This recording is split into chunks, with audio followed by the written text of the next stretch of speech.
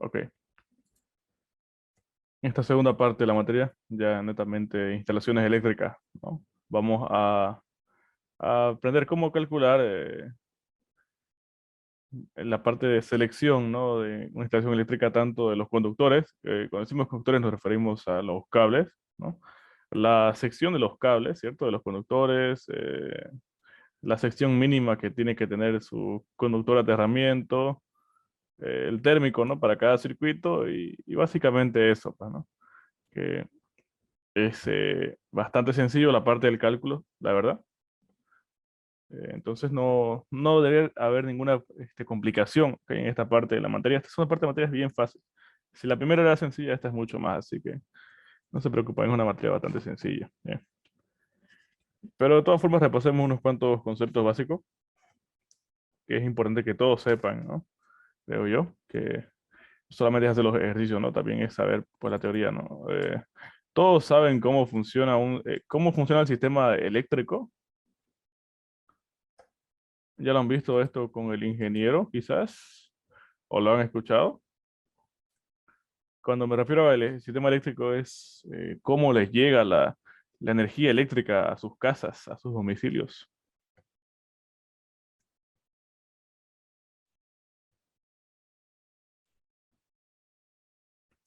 Y nos explicó un poco el ingeniero.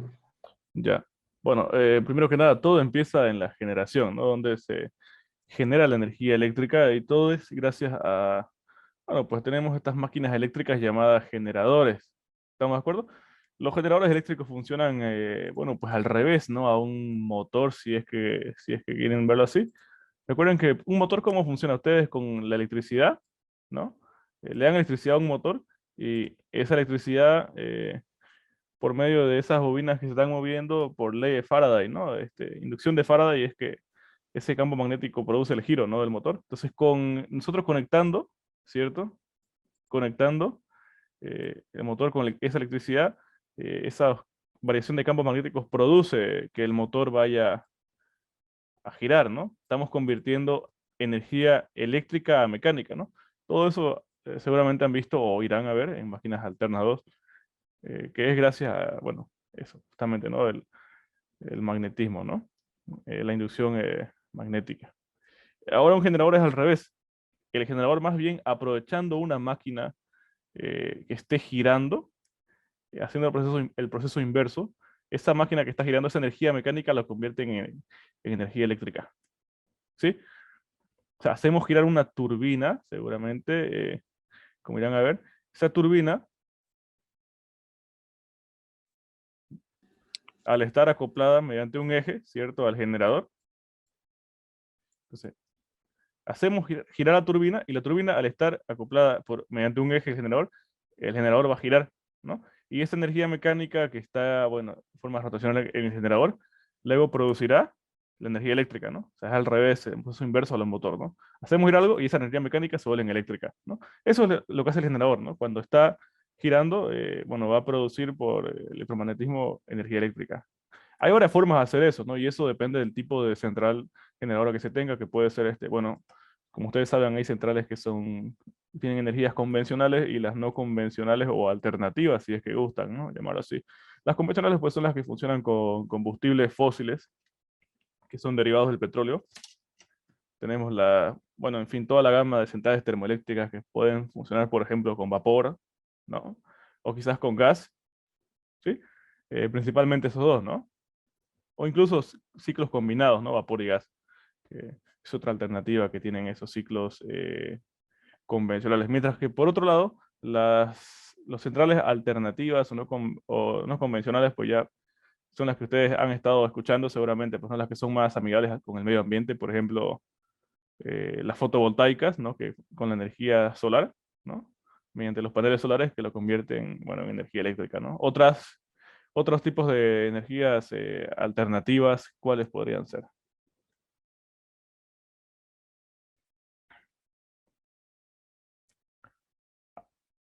Puede ser la eólica, ¿no? Por ejemplo, la eólica, mediante movimiento de aspas, ¿no? ¿Qué Solar. más? Energía solar. Claro, la energía solar es la fotovoltaica, pues, ¿no? Eh, sí. Otro, ya dijimos que es mediante el movimiento de la energía eólica, ¿no? Y bueno, también creo que hay energías, biomasa, creo que es, ¿no? Bueno, en fin, pueden estar ahí leyendo, ¿no? Acerca de los distintos tipos de centrales. Eh, y esto se va a poner quizás de moda, pues, ¿no? Acá en Santa Cruz, ¿no? Han visto que uno ya puede vender la energía, uno puede aportar la energía al sistema eléctrico nacional. Si ustedes tienen su forma de generar energía, es decir, con energía fotovoltaica, porque ya se pueden instalar paneles solares, uno, si cumple con ciertas condiciones de calidad, puede incluso, cuando le sobra energía a uno, venderla al sistema eléctrico. O sea, uno, inyectar energía eléctrica al sistema eléctrico nacional. Y prácticamente cuando usted llegue la facturación, les va a dar a ustedes un beneficio, pues, ¿no? O sea, una remuneración económica, ¿no? Esa es la nueva noticia, ¿no? Creo que ya desde hace casi un año, ¿no? Que ya uno puede eh, vender y van a ver que muchas empresas van a empezar a producir o vender todos estos paneles solares, ¿sí? Entonces, bueno, bastante interesante. En este caso tenemos el ejemplo de una de una central hidroeléctrica, ¿sí? Como pueden ver. Básicamente lo que hace aprovecha pues la energía potencial que tiene el agua y la convierte pues primero en energía cinética, ¿no? Cae acá en la tubería forzada. El agua, que ya adquiere altas velocidades, ¿no? Y presión, hace girar la turbina, esta turbina hidráulica. Esa turbina hidráulica que está acoplada, fíjense cómo pueden ver el eje, hace girar al generador y luego el generador al girar por ley de Faraday produce energía eléctrica, ¿no? Magnetismo con electricidad van asociados, ¿no? Van de la mano. Ahora sí, entonces tenemos la energía eléctrica. Los generadores, por si acaso, generan energía eléctrica generalmente en media tensión, ¿no? Muchas veces cuando lleguen a alguna materia que trabajen con sistemas eléctricos de potencia, van a ver que las tensiones que nos dan los generadores son valores de media tensión que oscilan entre 9 a 30 kilovolts más o menos, ¿no? Para que sepan, ¿sí? Seguramente van a ver que diga 10 o 10,5 kilovolts, ¿no? Sí, son esos valores típicos, ¿no? De la tensión de generación, ¿no? En los generadores, ¿ok? Ahora, esa energía, después de que ya es generada, ¿no? En media tensión, seguramente, ¿qué se hace? Acá hay un transformador, como pueden ver, ¿no? Transformador es una máquina eléctrica que cambia la tensión, ¿no? La corriente, cambia la tensión en corriente alterna, ¿no? ¿Ve? Entonces acá, ¿qué está haciendo? Está cambiando la tensión. ¿A qué tensión creen que la está cambiando? A ver, ¿dónde están los conocedores? Póngale que generó en unos 10 kilovolts. ¿A qué tensión creen que está convirtiendo esa energía? 100 kilovolts. 100 kilovolts, eso viene a ser alta tensión, ¿no? Sí. Sí, lo que hace es que lo convierte, lo eleva, ¿no? Esto es lo que se llama un, bueno, transformador elevador, ¿no? Si quieren. Eleva la tensión, en este caso seguramente a alta tensión. Bueno, sí o sí lo va a hacer a alta tensión. 100 kilovolts, como dice su compañero, sí. Valores de transporte acá en Bolivia 115, 230, ¿no? Si no me equivoco. Creo que ahí está 500 kilovolts. Eh, Subtransmisión se denomina en 115 y 230 kilovolts, ¿no? Y transmisión ya 230 y 500 kilovolts. Entonces sí, se lo eleva a alta tensión. ¿Por qué se eleva a alta tensión? Porque el transporte, que es la siguiente etapa, fíjense, desde esta estación transformadora, el transporte que se hace en todo este tendido eléctrico, como pueden ver, ¿no? Mediante las torres y todo esto de acá, se hace en alta tensión. ¿Por qué se hace en alta tensión? ¿Alguien sabe? ¿Por qué transporto en alta tensión? A ver, la potencia, no se olviden que potencia es energía por unidad de tiempo, ¿no ve? Más fácil el transporte. ¿Por qué es más fácil? Se ¿Qué puede llegar a mandar a distancia. mayores distancias?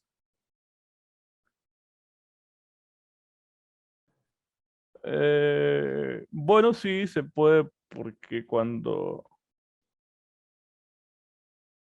A ver, no estoy muy seguro de eso, no, no es el motivo principal. Tenemos que transportar cierta potencia, ¿no? ¿Ya? Cierta potencia que, bueno, no. ¿Cuánto será? Pues no. En fin, una cierta cantidad. Pongámosle que es algo pequeño. O bueno, qué sé yo, 5 megavatios ya. No es pequeño, pero es algo considerable. Ya, 5 megavatios de potencia. Yo les pregunto, ¿de qué grosor creen que el cable que se va a ocupar sea aproximadamente el grosor del conductor? A ver, si yo transportase en baja tensión en 220, a ver, si yo quiero calcular la corriente, y esto básicamente es parte de lo que pregunta el ingeniero, pero lo vamos a hacer de forma, sin explicar muy detalladamente, la corriente, despejo corriente, fíjense.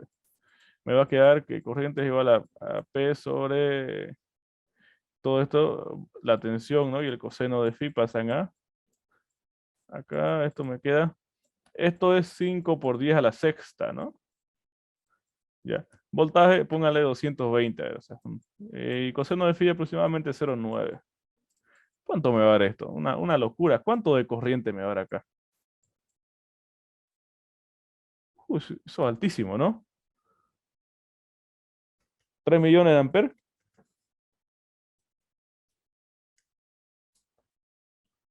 Más o menos por ahí, pues, ¿no? 5, hasta 4, 3 millones, póngale, unos 3 millones de amperes, ¿ya? O sea, es una locura. Ahora, para que yo pueda transportar, o bueno, tenga que transportar corriente con una intensidad de 3 millones de amperes, ¿qué grosor de cable creen que sea necesario? Claro, no es lo mismo que yo tenga que transportar 5 amperes a que yo tenga que transportar 30 amperes, ¿no? 30 amperes de corriente, ¿cierto? Eh, Fíjense, no se olviden que cuando pasa corriente por un conductor, ¿sí? Tenemos un conductor,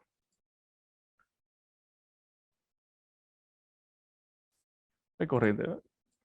Pasa por un conductor. Esto me produce, bueno, esto a ver, y le vamos a colocar, ¿no? Corriente, intensidad. Esa corriente, pasan dos cosas. Primero, esto genera un campo magnético, ¿no? Alrededor del conductor, que solo será considerable cuando la corriente sea elevada, ¿no? Pero con corrientes pequeñas no debería ser muy fuerte el campo magnético. Pero, esa por una parte, ¿no? El efecto magnético. Y también hay otro efecto, aparte del efecto magnético, ¿qué pasa cuando circula corriente por un conductor? ¿Qué otro efecto hay?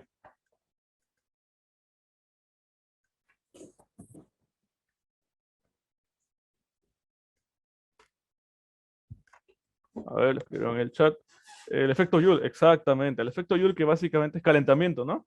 Al pasar corriente por un conductor, un cable, se calienta.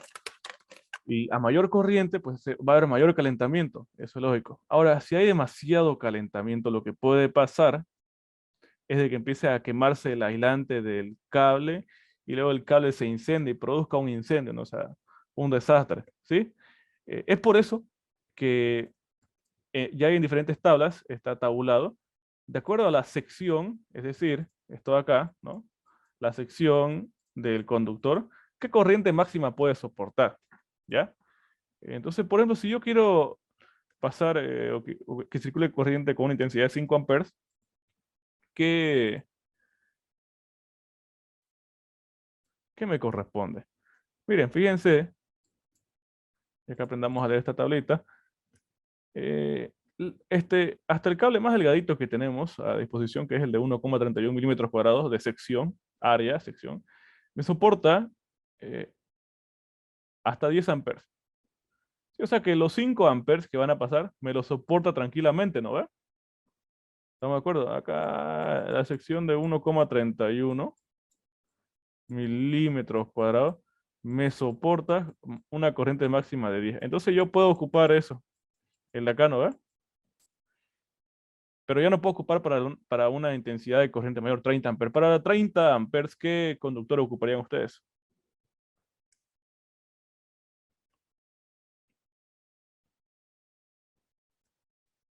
Sería pues, obviamente, 10. en el AWG10, dice, ¿no? O en milímetros cuadrados el de 5,26, que soporta hasta 30. Entonces estamos cabal, pues, ¿no? Aguanta los 30 amperes. Sí, quizás por seguridad ocupemos el otro, ¿no? El AWG8 o de 8,36 milímetros cuadrados, que aguanta hasta 40 amperes, ¿no? Sí, entonces, a mayor sección, soporta mayor intensidad de corriente. Entonces, imagínense usted transportar una corriente de acá, de 3 millones de amperes, o sea, es una locura, ¿no ves? Es una locura. ¿Qué cable? El cable tendría que ser, pues, el grosor, mm, no quiero ni siquiera estimar, ¿no? Pero con una sección elevadísima, ¿no? A un valor ridículo. A ver, entonces, si transportáramos, por ejemplo, ya no con 220, ahora quizás pongámosle, en la tensión que generamos. ¿Generamos en cuánto? En 10 kilovolts, ¿no? Que sería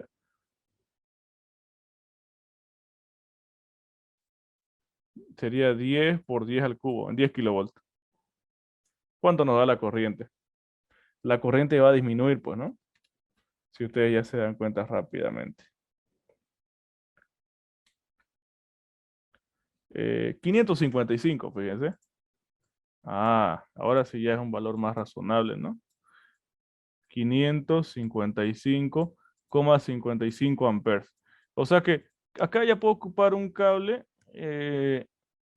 quizás de unos 600 milímetros cuadrados, ¿no? ¿Sí?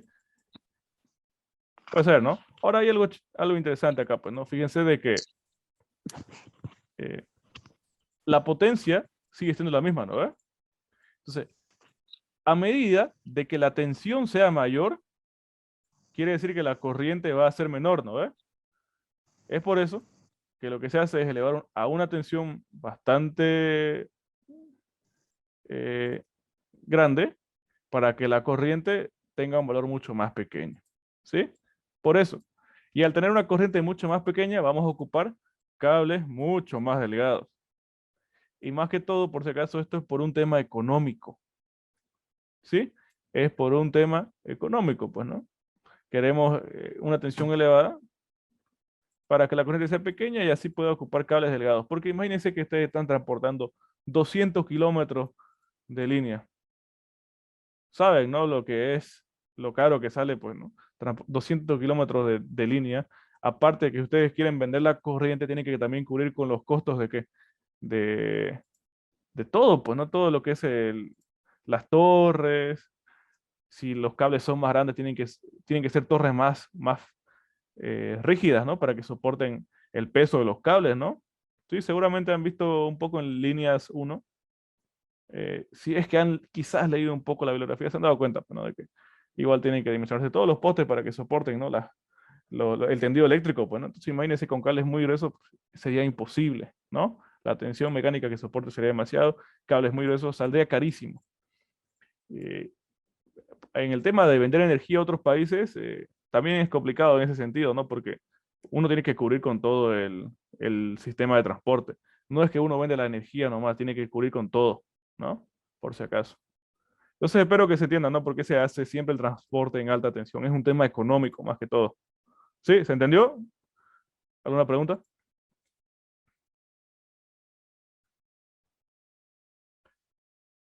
A ver, levanten el pulgar ahí en el chat.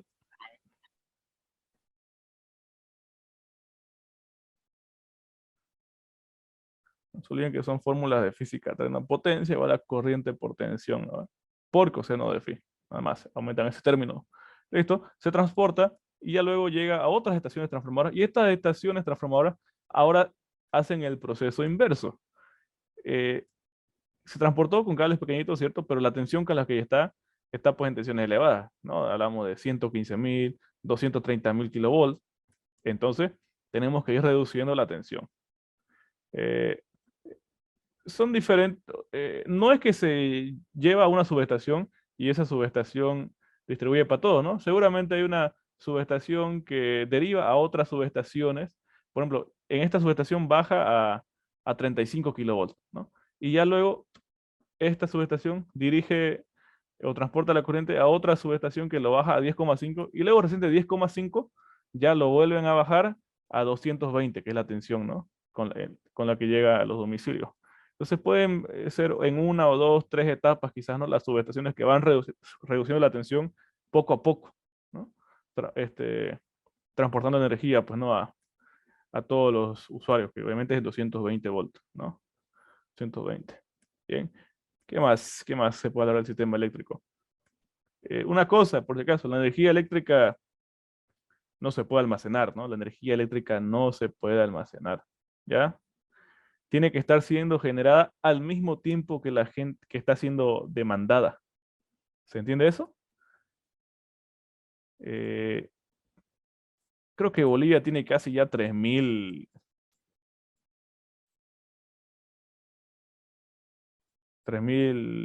megavatios. Va, creo que sí, ¿no? 3.000 megavatios de potencia instalada. Es decir, la que tenemos disponible. Si todas las máquinas, todas las unidades generadoras estuvieran actuando, podríamos generar hasta 3.000 megavatios. Y el pico máximo que ha sido registrado en Bolivia creo que ha sido 1.650, ¿no? Hace como 2 años, si no me equivoco. Entonces tenemos bastante de sobra, que quizás no es bueno tener una reserva tan grande, ¿no? Porque como que se ha construido de forma innecesaria, ¿no? Buah, no sé. Y creo que quieren seguir construyendo y ni siquiera tienen en plan vender, ¿no? Dicen que quieren vender y todo, pero no sé si sale conveniente para esas bajas capacidades en comparación a los otros países, ¿no? En fin, quizás y siguen produciendo, ¿no? Construyendo para seguir robando, ¿no? Uno nunca sabe, la verdad, pero es demasiada la reserva que tenemos acá en Bolivia, si les soy sincero. Entonces, fíjense, pero no, obviamente no siempre va a estar funcionando los 3.000, ¿no? Si estamos consumiendo o el sistema está pidiendo 1.400 megavatios, entonces lo ideal es de que estemos generando en ese mismo momento pues, un poco más, ¿no? Un poco más de lo que se está consumiendo, qué sé yo, 1.450, ¿no?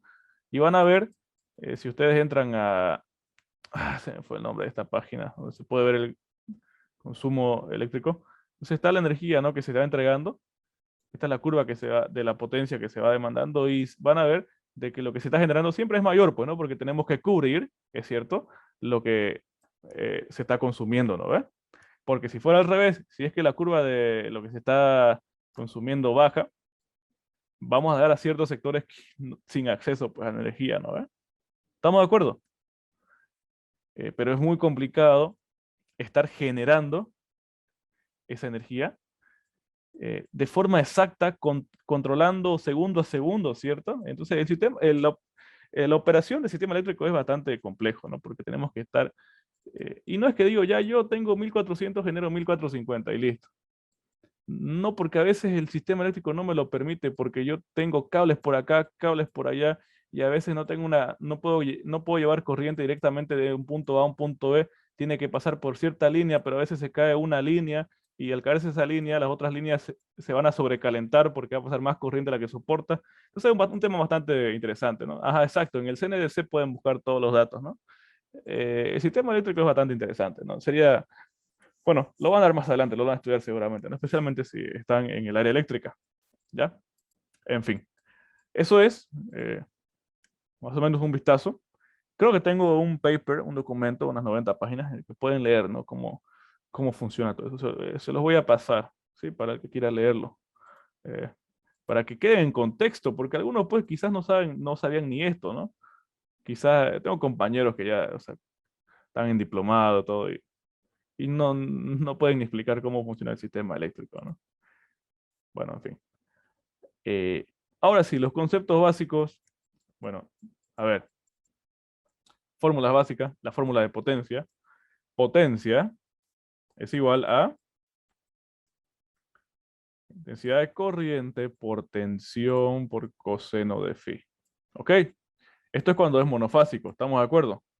Primera fórmula, nótenla, esta es la fórmula sagrada de la segunda parte de la materia. Con esto pasan la mitad de la materia ustedes. Vamos a esta segunda parte, a ver qué pasó acá. ¿Ya? Fórmula sagrada. Eviten decir voltaje, por favor, suena bastante feo ya. Digan tensión, ¿no? Tensión es lo más común, ¿no? A ver qué pasó.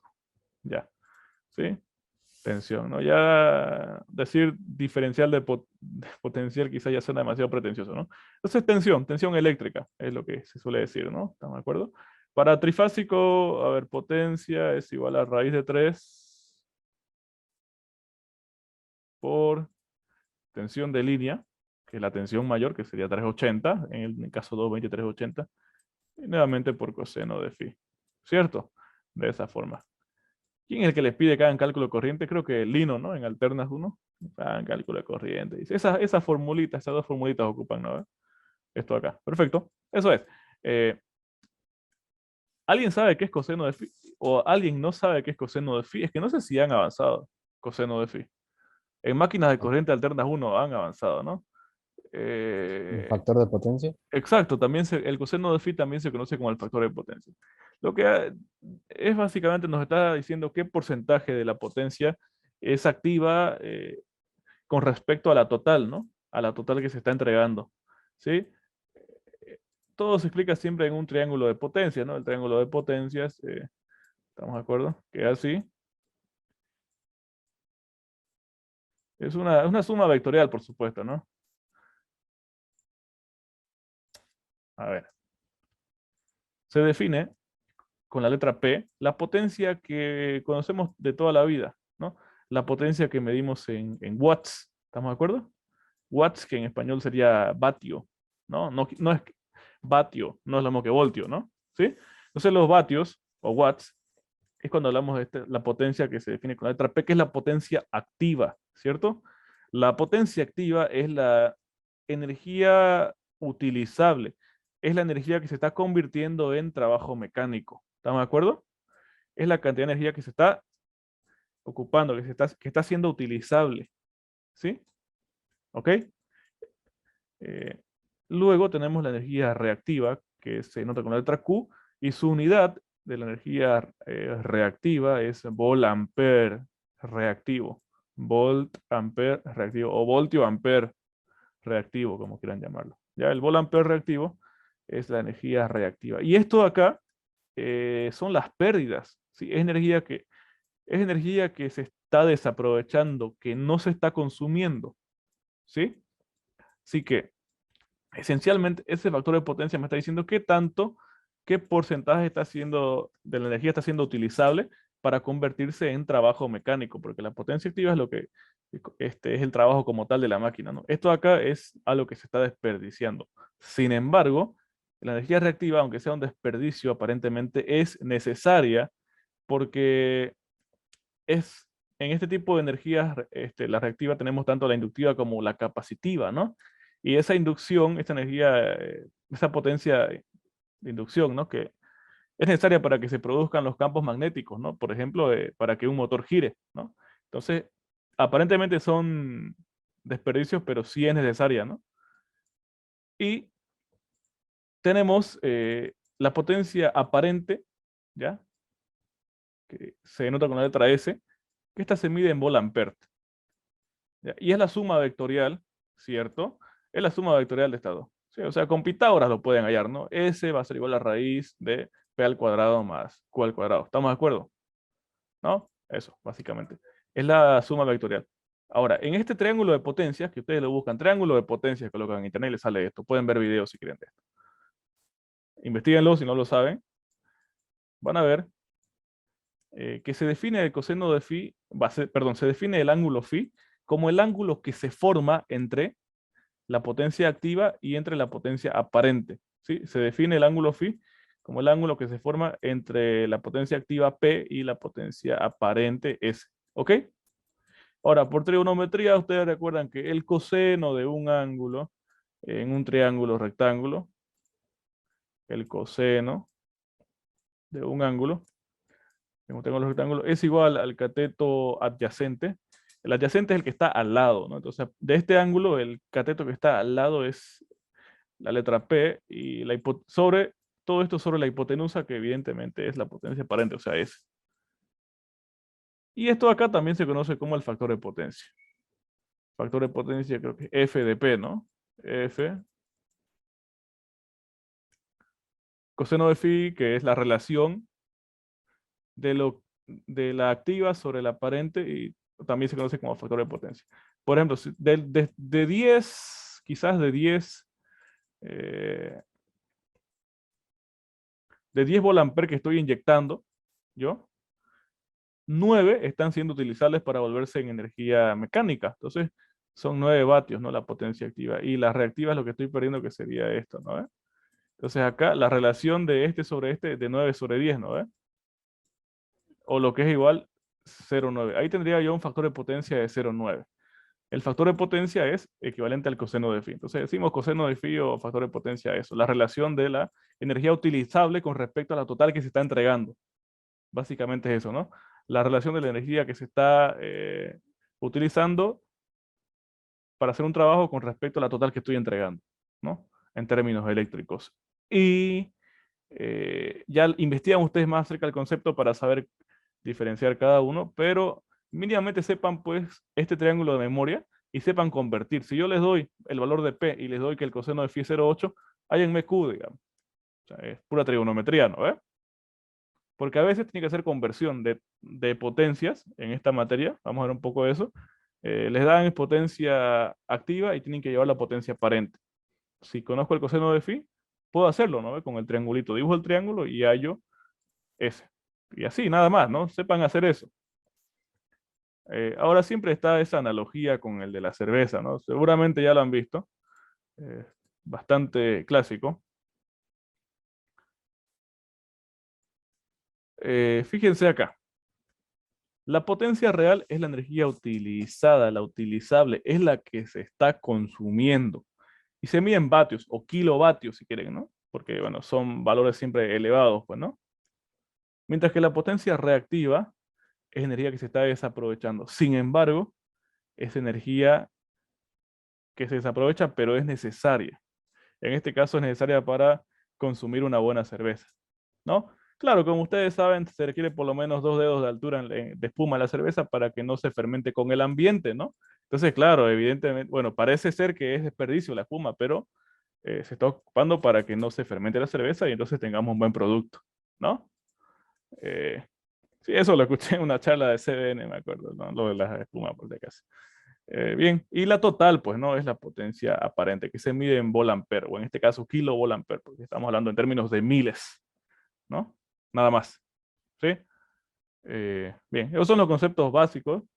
Creo que, qué más puede faltar? A ver. Sí, yo creo que eso. Ya en el siguiente enlace hacemos ejercicios tipo etapa número 5 y damos un vistazo al 1, 2 y 3 que son teóricos en realidad. Entonces no debería haber mucha dificultad con eso. ¿Ok? Le envío un enlace enseguida.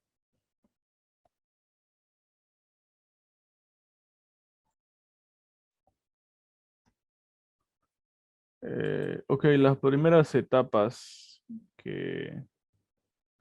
del proyecto, pues como lo tiene organizado el ingeniero, son bastante sencillas. ¿Ok? Si ustedes se fijan, revisan las presentaciones que tiene el ingeniero, eh, nos pide unas ciertas condiciones iniciales, ¿no? Esas condiciones iniciales son respecto a la infraestructura que tiene que tener el edificio para el cual harán ustedes el proyecto eléctrico, ¿no? O sea, lo que tiene que hacer básicamente es un proyecto eléctrico.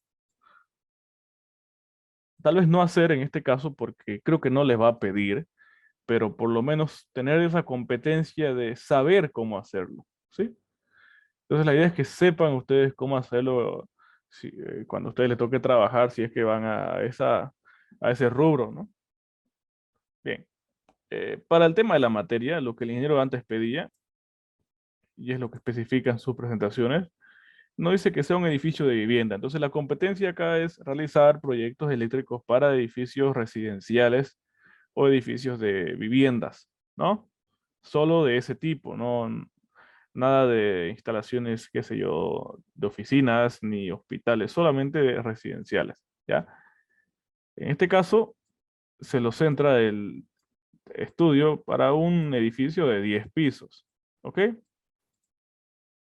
Donde se considera de por lo menos 2 departamentos por cada piso. O sea, que hayan 2 2 departamentos en cada piso, pues no, mínimamente. O sea que si hay 10 pisos en total en todo el edificio, van a haber un total de 20 departamentos, ¿no?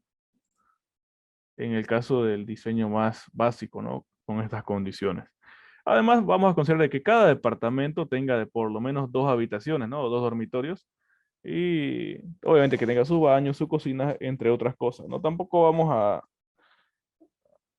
o el proyecto nos pedía eso, ¿no? Pues que sean por lo menos diseños de departamentos, no tan sencillos, pero tampoco tan complicados, ¿no? Por lo menos 2 dormitorios, ¿sí? Eso excluiría pues los monoambientes prácticamente, ¿no? Entonces, más o menos con esos valores y además nos pedía de que siempre o de que consideremos de por lo menos 2 locales comerciales en la planta baja. Si ustedes van a un departamento, ¿no? Van a ver que está la recepción y bueno, tienen todos los departamentos arriba, ¿no? Pero en la planta baja van a ver que generalmente hay locales comerciales, son tiendas que se las alquilan, pues, ¿no? Para ciertos negocios. Entonces vamos a considerar de que por lo menos hayan 2 locales comerciales en la planta baja, pues, ¿no? De ese departamento. Sí, siempre van a haber esos locales comerciales. Eh, ¿Y qué más? Eso, pues, ¿no? Que tenga un garaje y una sala de máquinas, ¿sí? En la sala de máquinas donde va a estar, pues, el transformador, ¿no? Va a estar ubicado el transformador. Bien. Entonces, esas son las condiciones que pide el proyecto. Luego, ya si ustedes revisan, vamos revisando las diapositivas del ingeniero, para que vean que solo es teórico, ¿sí? Después digan de que no hicimos o eh, no les va a preguntar, ¿no? Pero por si acaso, pero para que estén en contexto, ¿sí? La etapa 1 es teoría y lo único que hace ahí el ingeniero es darnos ciertas pautas de dónde vamos a ir ubicando los diferentes, ¿cómo lo llamamos? Bueno, los diferentes tomacorrientes, duchas, ¿no? Donde colocamos iluminarias, entre otras cosas, ¿sí?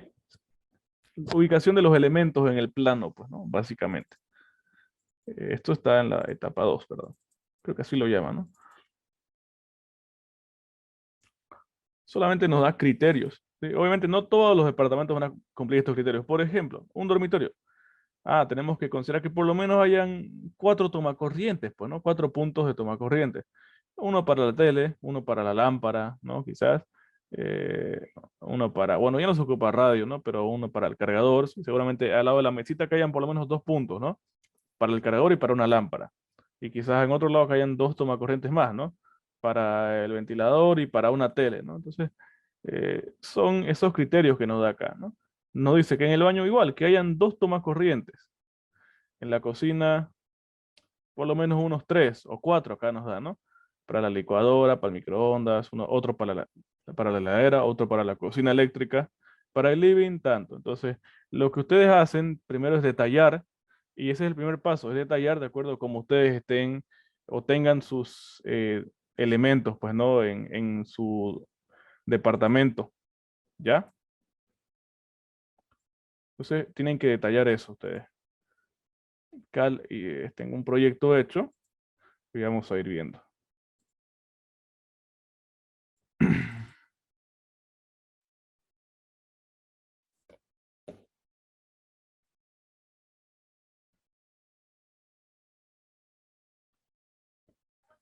Y el Excel, por supuesto. Entonces, fíjense, paso 1 es detallar, nada más.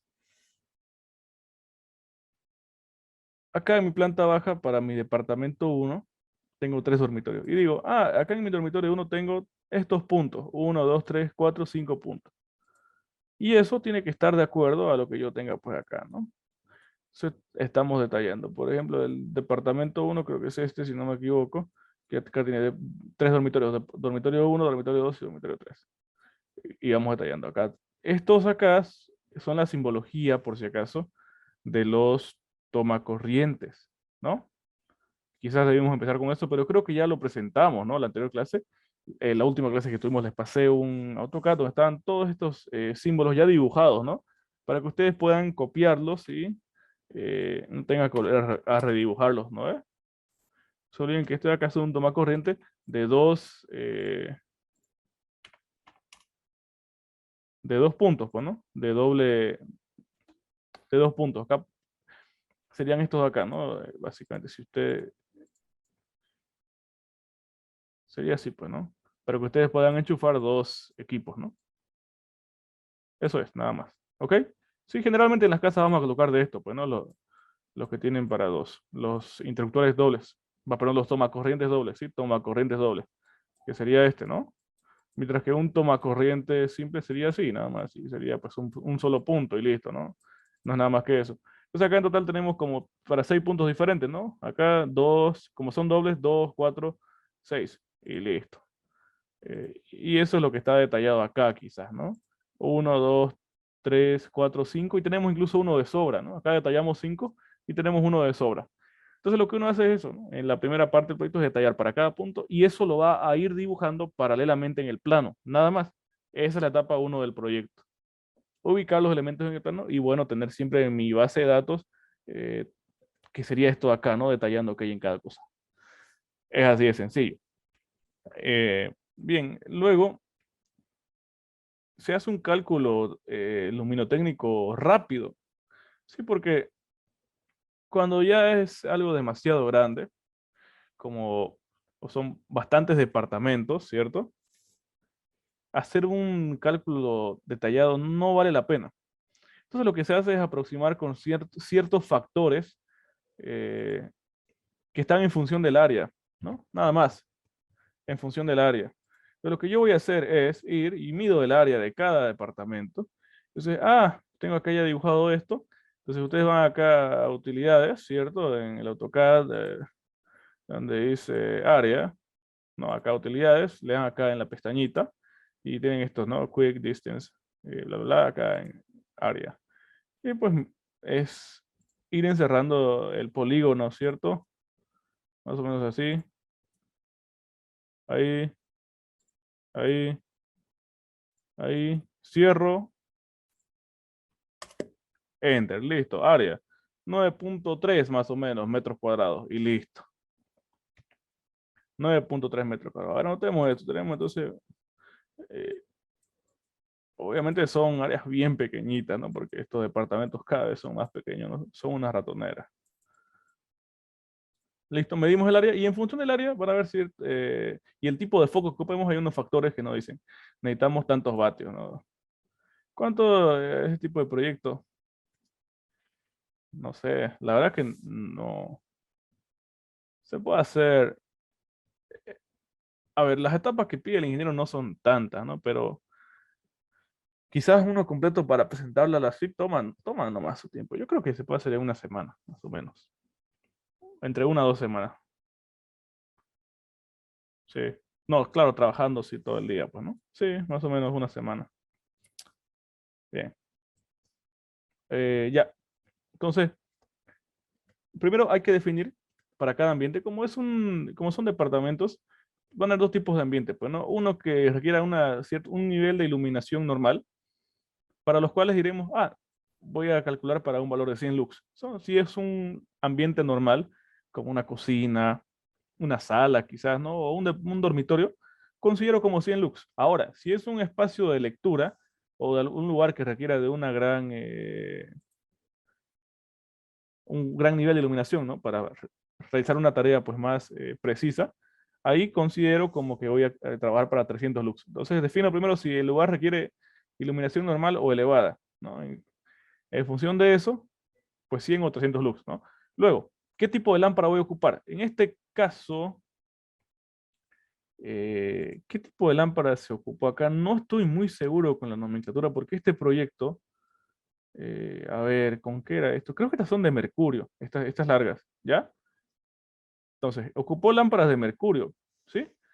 Ahora, las lámparas de mercurio me van a proporcionar lo siguiente. Nos va a dar el factor, si es en el caso de 100 lux, ocuparemos el factor de acá, de 7 vatios por metro cuadrado, y si es en el caso para 300 lux, 21 vatios por metro cuadrado. Entonces, en este caso, como es un dormitorio, ¿ya? Yo quiero decir, solamente quiero un nivel de iluminación de 100 lux, fíjense, solo quiero 100 lux de iluminación. Y como estoy ocupando lámparas de mercurio, HG, entonces el factor, ese factor que voy a sacar de esta tablita que nos da para hacer el cálculo rápido, A ver, vamos a silenciar. ¿Quién está? Son 2. Wow. El factor que nos da acá es, ¿de cuánto sería?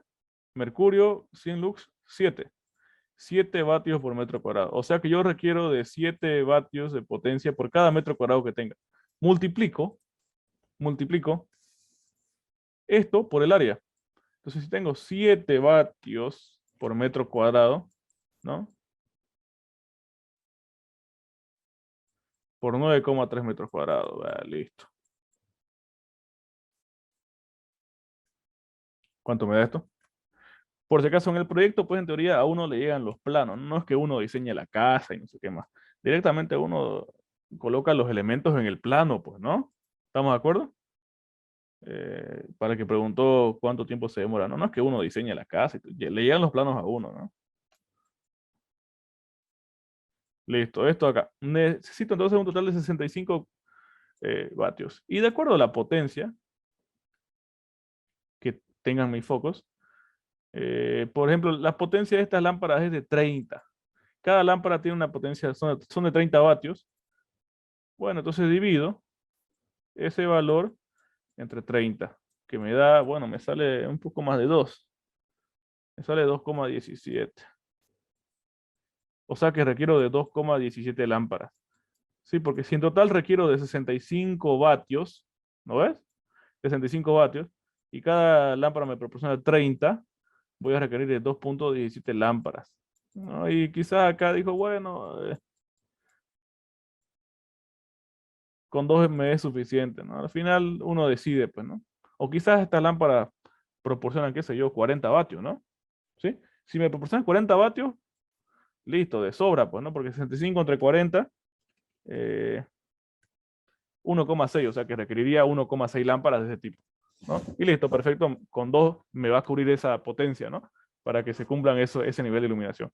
Entonces, un cálculo rápido, sí, es rápido porque no voy a estar calculando de forma detallada en cada ambiente, no voy a acabar nunca, ¿no? Y en los proyectos de departamentos no tiene sentido hacer eso, ¿no? Ahora, si uno quisiera hacer un cálculo detallado para cada lugar, eh, ahí sí existen simuladores, ¿no? En el caso, para este tipo de cálculos luminotécnicos se ocupa el Dialux, ¿sí? ¿Ustedes han ocupado el Dialux o han escuchado el Dialux? Es el simulador más ocupado, ¿no? Ahí meten el plano, tienen que simularlo, crean un recinto y... A ver, hasta acá. Lo perdí de vista, me está tapando esto. Dialux. En el lado del League of Legends. Está acá, perdón, lo perdí de vista. No, no, creo que no tengo ningún proyecto abierto acá. A ver, déjeme ver. Pero el Dialux lo bueno es que tiene cargados varios catálogos de fabricantes y metemos esos tipos de focos y con eso ya podemos simular y ver qué cantidad de lux me va a cumplir con los tipos de focos, ¿no? Entonces es bastante bonito. No sé si lo borré. Creo que lo borré. A ver. Estuve un tiempo trabajando con un amigo en todo esto, pero creo que la borré esa carpeta. Tenía unos cuantos proyectitos y no eran muchos, pero bueno. En fin, les voy a pasar fotos a ver.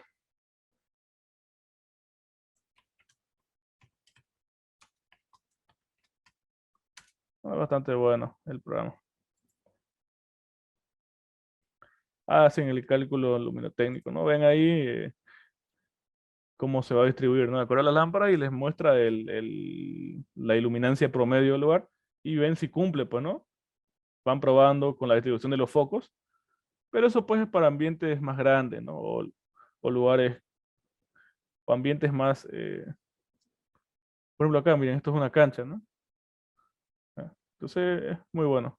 Sí, pero cuando quieren hacer un diseño más exacto y un ambiente más grande, pero en cambio para departamentos sí un cálculo rápido es suficiente, ¿sí? Entonces el paso 2 con el ingeniero es hacer ese cálculo rápido, que es así, en función del área y de acuerdo a la cantidad, a la iluminación, ¿no? Si es normal o es una iluminación elevada y de acuerdo al tipo de lámpara, ¿no? ¿Sí? Fíjense que con los LED se requiere menos potencia, ¿no? Porque como ustedes saben, pues son más más eficiente, ¿no? En su conversión de energía eléctrica lumínica, ¿no? Y por eso vienen en menores potencias, ¿no? Un LED de 20 vatios alumbra muchísimo más, ¿no? Que uno de 20 de mercurio, ¿no? Lógicamente. Sí, ese es el paso 2, la etapa 2. Lo siguiente, la etapa, bueno, esta etapa, no, recién es la etapa 2. Creo que lo tengo mezclado. Bueno, es la siguiente etapa que es esta de acá. Nos habla acerca de los criterios de la conformación de los circuitos. ¿Cómo yo voy a agrupar eh, todos los elementos? ¿Sí? Todos estos, fíjense, todos estos elementos, ¿cómo yo los voy a agrupar? Porque lo vamos a hacer en circuitos, ¿no ves?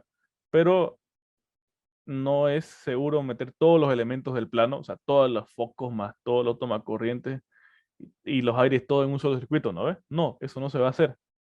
¿Estamos de acuerdo? Lo que se hace es ocupar diferentes tipos de criterios. Lo puedo hacer por zona, como dice acá, fíjense.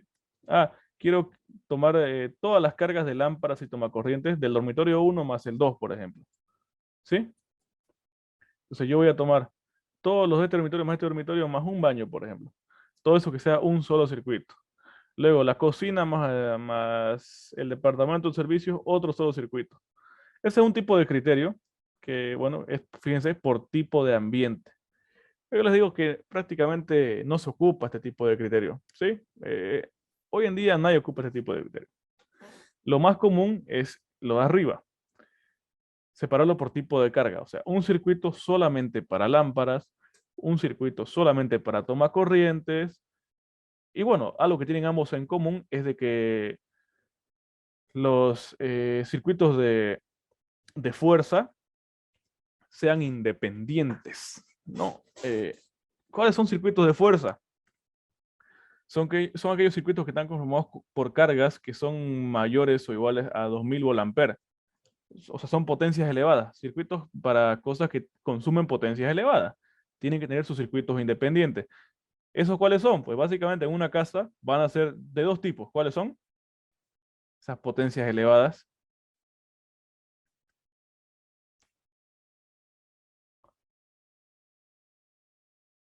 Van a ser los aires acondicionados, ¿ves? Y las duchas, ¿sí? Las duchas consumen una cantidad bárbara, ¿no? Qué sé yo, 4000, 5000 vatios. Sí, imagínense, comparado con un foco 60 vatios, o sea, no es nada, pues, ¿no? Mientras que por otro lado, los aires acondicionados, pues, igual, ¿no? Pueden consumir potencias muy, muy elevadas, ¿no? Que, que va a variar, pues, ¿no? De acuerdo al aire, pues, ¿no? Sí, lo que pasa es que la ducha funciona calentando una resistencia, ¿no? Y calienta hartísimo esa resistencia y, en fin, así es como calienta el agua. Entonces, miren esto, esta casa, este departamento, concentrémonos en este departamento que viene a ser esto de acá, por si acaso, ¿ya? Esto de acá. Lo demás son los otros departamentos, lo que pasa es que están todos juntos en este piso, ¿no ves? ¿Estamos de acuerdo? Ah, acá yo lo separé, fíjense. Esto me acuerdo que lo separé. A ver, analicemos este departamento 1. En este departamento 1, lo primero que hacemos es ubicar el tablero, ¿sí? Entonces el tablero viene a ser este de acá, este es su símbolo, ¿no? Que está en la entrada de la casa. Y de este tablero, como decimos, conformación de circuitos, lo siguiente, voy a hacer con verde, a ver, esto es arbitrario. A ver, un circuito solamente para lámparas. Entonces,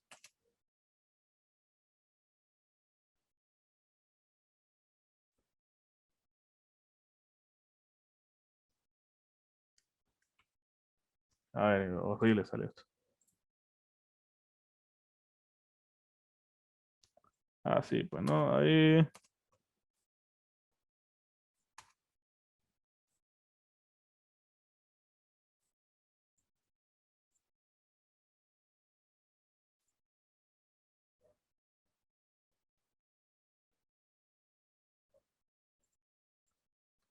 Bueno, en fin, ustedes ya saben, ¿no? Ahora sí, pues, ¿no?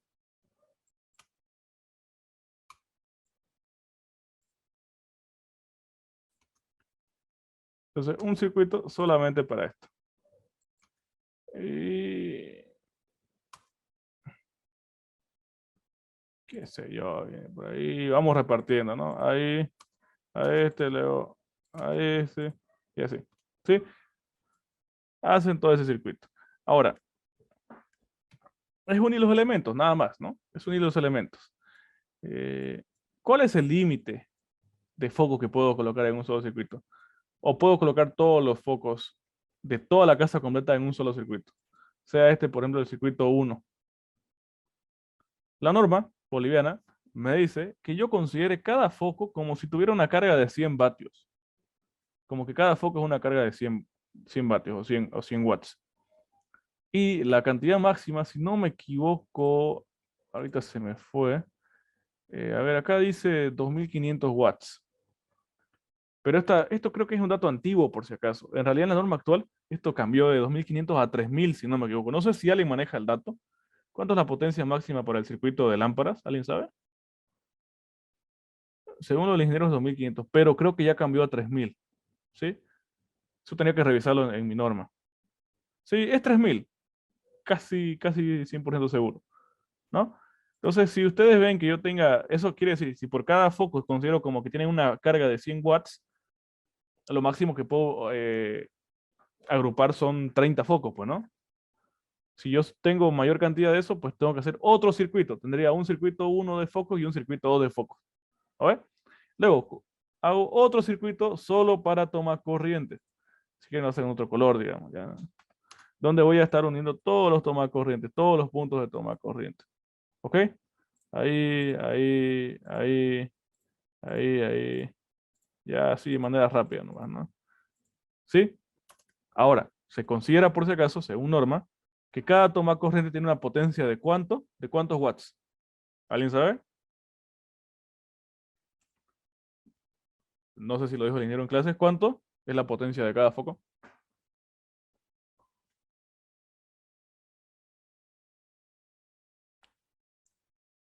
Va de cada toma corriente, perdón.